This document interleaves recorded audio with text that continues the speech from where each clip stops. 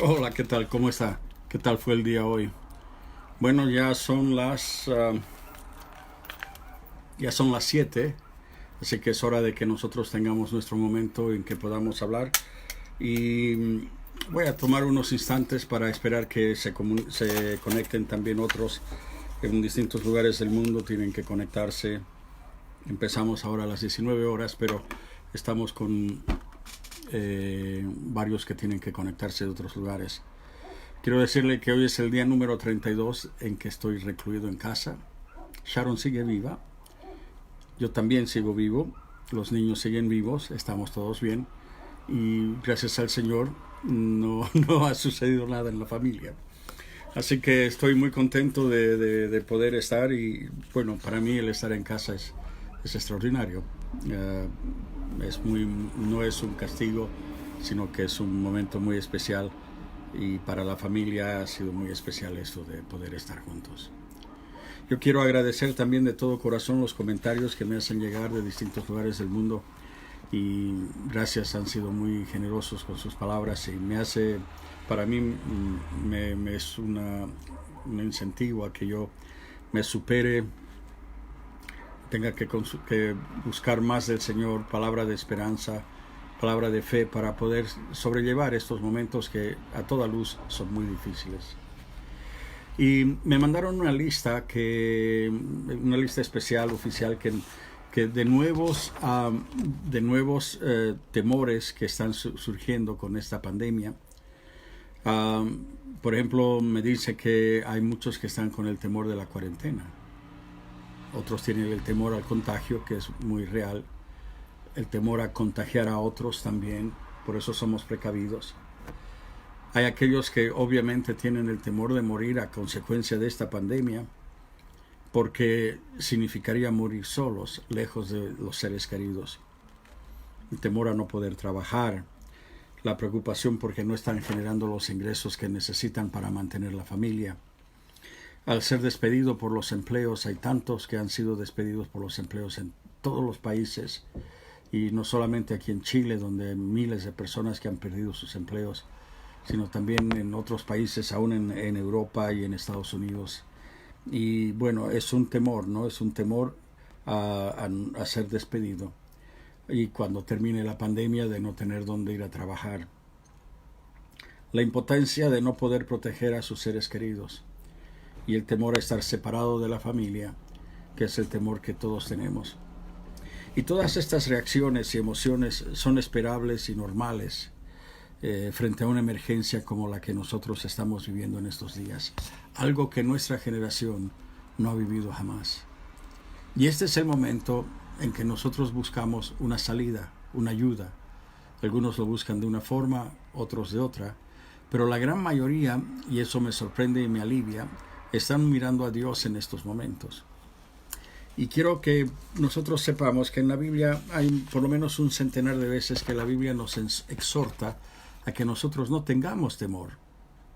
De hecho, el único temor que es permitido en la Biblia es un temor que es aconsejado en la Biblia, es el temor de Dios. El rey Salomón escribió diciendo en Proverbios 8:13, dice, el temor de Jehová es aborrecer el mal. Yo aborrezco la soberbia, dice Dios, la arrogancia, el mal camino, la boca perversa. Entonces el temor a Dios nos ayuda a vivir en una forma correcta. Salomón también dijo que el temor de Dios es el principio de toda sabiduría.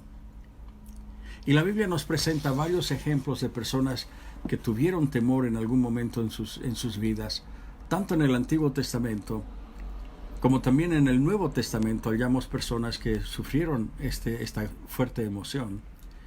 Y vemos allí no solamente que tuvieron temor, sino cómo vencieron ese temor. Hablando con un conocido hace un par de días, estaba hablando acerca del tema del temor. Le dije, ¿sabes tú que hasta Jesús tuvo temor? Y él me miró sorprendido y dudaba de mis palabras y me decía, no puede ser, nunca lo había pensado, no puedo imaginarme a Cristo con temor. Y sé que es una sorpresa pensar que Jesús tuvo temor porque lo vemos como alguien que es superior a cada uno de nosotros, como alguien que es superior a nuestras emociones, y consideramos el temor como algo, como una muestra de debilidad y no algo positivo. Pero yo me estoy refiriendo al temor que Cristo tuvo antes y durante la crucifixión, que es muy superior al temor que cualquiera de nosotros hayamos experimentado o podamos experimentar en el futuro. Y quiero leerles lo que el médico amado, el evangelista Lucas, escribe de lo que sucedió después de la última cena. Para poder ubicarnos un poco, quiero decirles que esto es lo que sucedió después de tomar la cena la última vez en el aposento alto, y salieron y fueron al jardín del Getsemaní, y estos son los momentos previos a que Jesús fuere traicionado por Judas. En el Evangelio según San Lucas, el capítulo 22, nos habla acerca de este tema, empezando por el versículo 39, y yo voy a leer de las Sagradas Escrituras, y dice que y saliendo se fue como solía Jesús al monte de los olivos, que en realidad era Getsemaní, y sus discípulos también le siguieron. Y cuando llegó a aquel lugar, él les dijo a los discípulos: orad que no entréis en tentación. Y él se apartó de ellos a distancia, como de un tiro de piedra, y puesto de rodillas, oró, diciendo: Padre, si quieres, pasa de mí esta copa, pero no se haga mi voluntad sino la tuya. Y se le apareció un ángel del cielo para fortalecerle.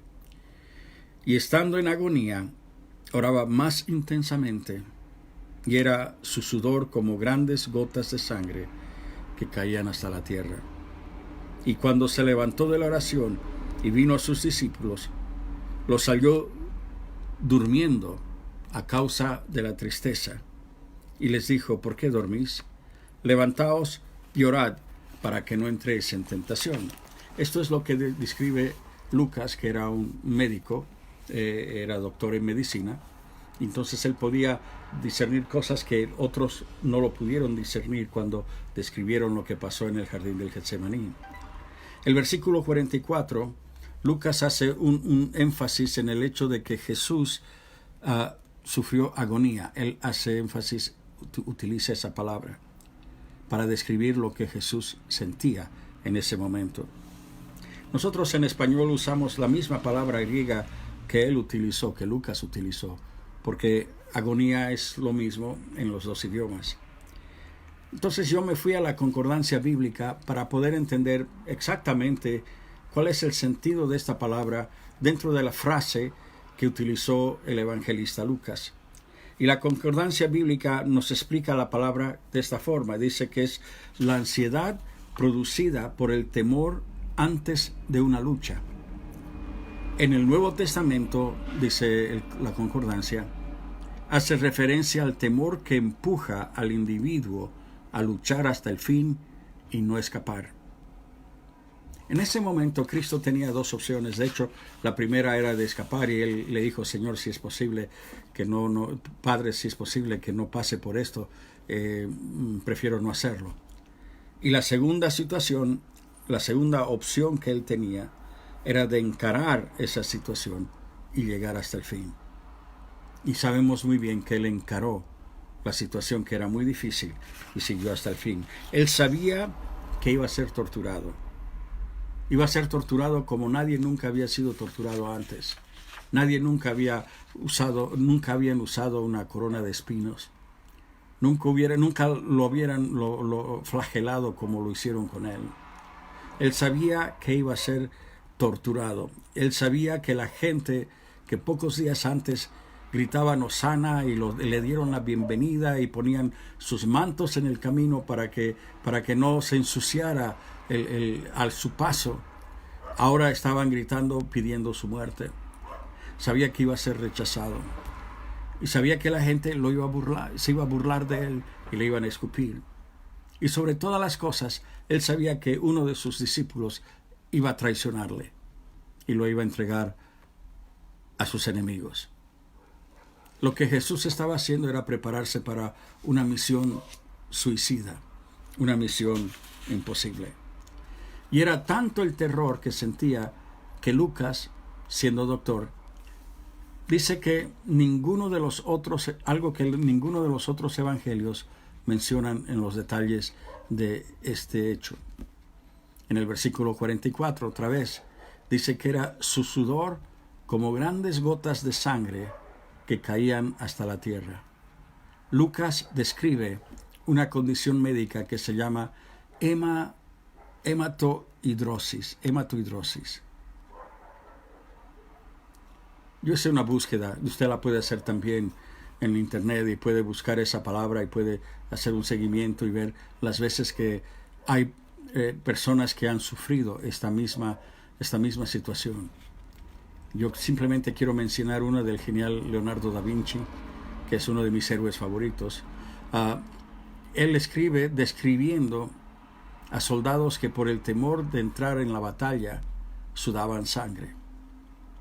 Es ese momento en el que una persona está mentalmente, físicamente, emocionalmente sufriendo tal agonía que haya una ruptura de los vasos sanguíneos y la sangre invade las glándulas sudoríficas, y en vez de sudar lo que nosotros siempre sudamos como humanos, nuestro sudor comienza a sangrar y sudamos gotas de sangre. En otras palabras, podemos decir que Cristo sangró camino a la cruz, así también como sangró colgado de la cruz. Y este es el único momento en toda la Biblia en que se menciona que Cristo haya tenido temor. Y he meditado mucho acerca de este tema. Y me parece que la razón por la cual Él tuvo que pasar por esta agonía, como dice Lucas, y este gran temor que invadió su corazón, es porque Cristo debía identificarse con cada una de nuestras emociones, inclusive con el temor. Sí, era 100% Dios, pero también era 100% hombre, y debía identificarse con lo que cada uno de nosotros sufre en esta tierra. De hecho, el escritor de Hebreos, en el capítulo 4, los versículos 15 y 16, él escribe y dice: porque no tenemos un sumo sacerdote que no pueda compadecerse de nuestras debilidades, sino uno que fue tentado en todo según nuestra semejanza, pero sin pecado. Acerquémonos pues confiadamente al trono de la gracia para alcanzar misericordia y hallar gracia para el oportuno socorro. Cristo tuvo que sufrir lo que nosotros los humanos sufrimos.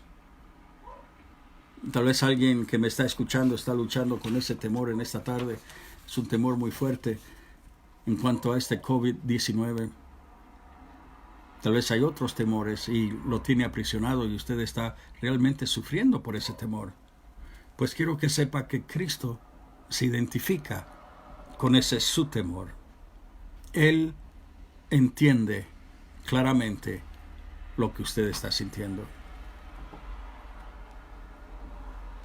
Hebreos nos dice que Él nos mira desde el trono de la gracia, no es el trono del juicio.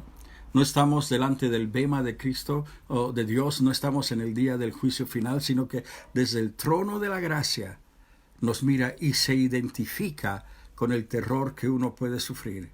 Y por eso no nos condena ni nos mira a menos. David escribió un salmo muy interesante y otra vez quiero referirme directamente de la palabra del Señor de la Biblia.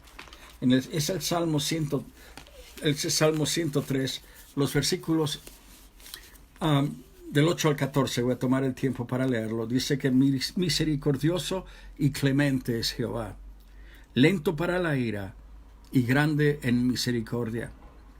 No contenderá para siempre, ni para siempre guardará su enojo. No ha hecho con nosotros conforme a nuestras iniquidades, ni nos ha pagado conforme a nuestros pecados. Porque como la altura de los cielos sobre la tierra, engrandeció su misericordia sobre los que le temen.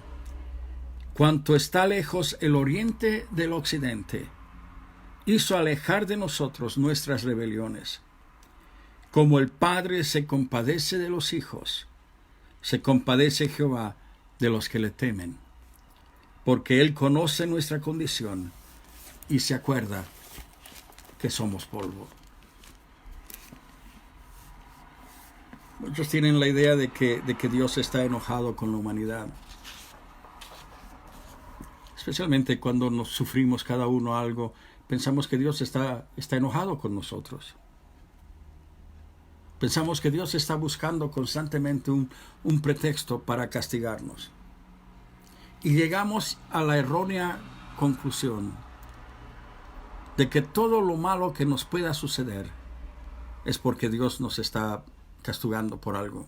Hicimos algo que causó la ira de Dios. Es verdad que Dios estaba enojado con el hombre, pero descargó toda su ira sobre su Hijo Jesucristo cuando Él subió a esa cruz. Cristo fue más rechazado que cualquiera de nosotros. Nadie nunca fue tan rechazado como Cristo fue. Nadie fue tan traicionado como Él lo fue. Así que si usted en esta tarde lucha con ese sentimiento de rechazo, tal vez está usted enfrentando el dolor de una traición. Tal vez su cónyuge lo ha traicionado, o un amigo cercano, o alguien que era parte de su vida, alguien con quien usted tenía gran amistad, porque para ser traicionado tiene que ser alguien que está cerca el que lo traiciona. Y usted está sufriendo ese dolor. Y quiero decirle que Cristo se identifica con su dolor. Él sabe lo que es ser traicionado. Él sabe lo que es ser rechazado. Tal vez usted como niño en la escuela era rechazado por los demás alumnos de su clase.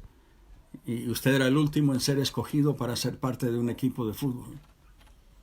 O tal vez era usted la rechazada simplemente porque tal vez tenía un par de kilos más que cualquiera de sus compañeras. O tal vez usted venía de una familia que no era tan pudiente como la otra. Y lo rechazaban, la rechazaban. Quiero que sepa que Cristo entiende su sentimiento, entiende su dolor y se identifica plenamente con usted. Ya lo leímos en la epístola a los Hebreos, donde dice que Él está sentado en el trono de la gracia. Y después agrega las palabras: acerquémonos pues confiadamente al trono de la gracia, para alcanzar misericordia y hallar gracia para el oportuno socorro. Aquí dice confiadamente. Él nos está dando a nosotros la libertad, la confianza, para que nos podamos acercar. Nos ha dado la confianza para que podamos hablar abiertamente del tema que nos está agobiando en este instante. Y podemos entrar a su presencia sin necesidad de ser religiosos. Podemos hacerlo simplemente con nuestras pocas, y tal vez usted dice: es que yo no sé orar, yo no tengo la capacidad de orar como tal vez otros hermanos oran, o el pastor ora. Pero cuando Él dice confiadamente, nosotros podemos hablar como nos hablamos con un amigo. ¿Cómo habla usted con su amigo o su amiga? Es todo lo que debemos hacer. Nos acercamos a Él y hablamos. Yo sé que hay miles de personas, tal vez millones de personas, que hoy en día están sufriendo por el temor. Han cambiado el ritmo de su vida, han cambiado las circunstancias de su vida. Han tenido que desechar planes, ideas, viajes, negocios. Estaba hablando hace unos instantes con un hermano del norte de este país, de Chile, y cómo ha afectado sus diferentes planes. Y ahora tiene que esperar para que alguien venga para firmar cierto documento. Y hay toda una serie de situaciones que nos ponen nerviosos, ¿verdad? Y comenzamos a temer. Tal vez ese negocio no se va a hacer después de todo. Tanto trabajo invertido en algo que a lo mejor después ya no va a ser una realidad. Hay tantos temores.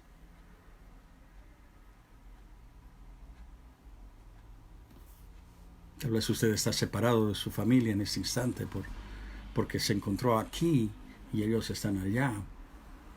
Y la cuarentena los tiene separados. Hay temor.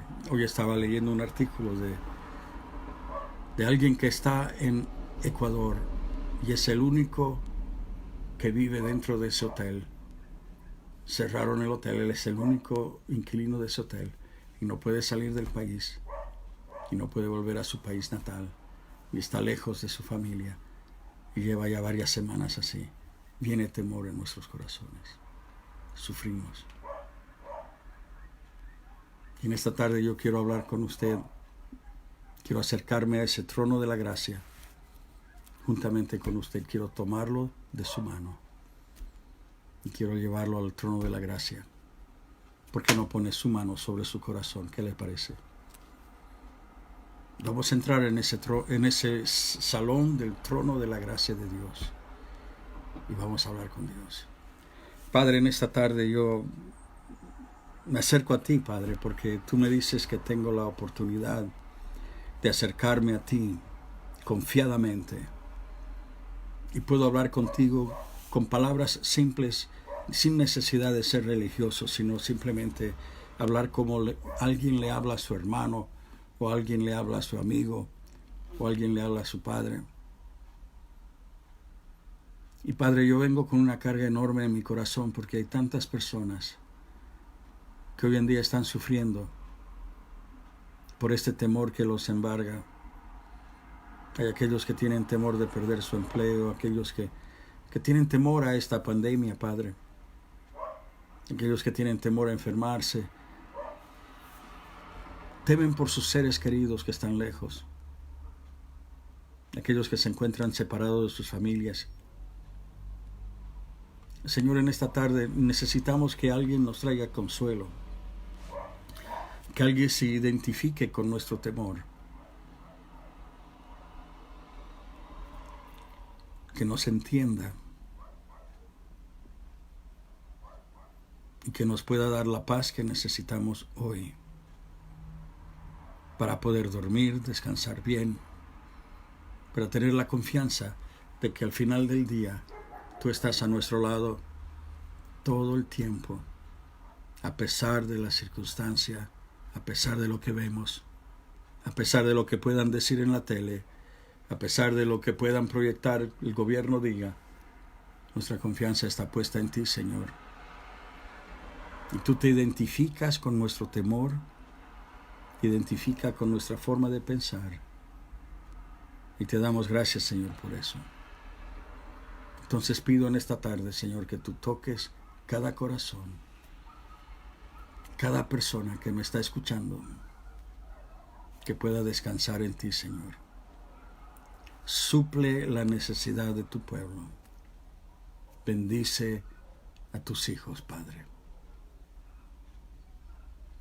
Te damos toda honra y toda gloria en el nombre de Jesús. Amén. Descanse en paz en esta tarde. Deposite su carga al Señor. Déselo a Él. Él entiende lo que usted está pensando y lo que usted está atravesando. Entiende sus sentimientos y sus emociones. Y simplemente démosle a Él, descarguemos sobre Él con palabras que salgan de lo profundo de nuestro corazón hacia Él. Y el Señor escucha. Él está atento, no está lejos, no está de viaje, no está ignorando lo que está sucediendo. Él nos escucha. Y en esta tarde los bendigo. Nos vemos otra vez mañana a las 19 horas desde mi oficina Pero mañana a las 6 de la mañana ya empezamos el día con oración. El pastor Bruno va a estar orando y a la 1 tenemos una sola cosa que es importante, importantísimo. La lección de hoy ha sido muy grande, muy linda, muy fuerte. Así que mañana a las 13 horas estamos con el pastor Bruno otra vez y a las 19 horas vamos a seguir hablando de este tema. El Señor les bendiga. Sabe que los echo enormemente de menos. Los echo de menos. Pero ya falta un día menos que nos veamos otra vez y que nos podamos dar un fuerte abrazo. El Señor le bendiga. Hasta mañana.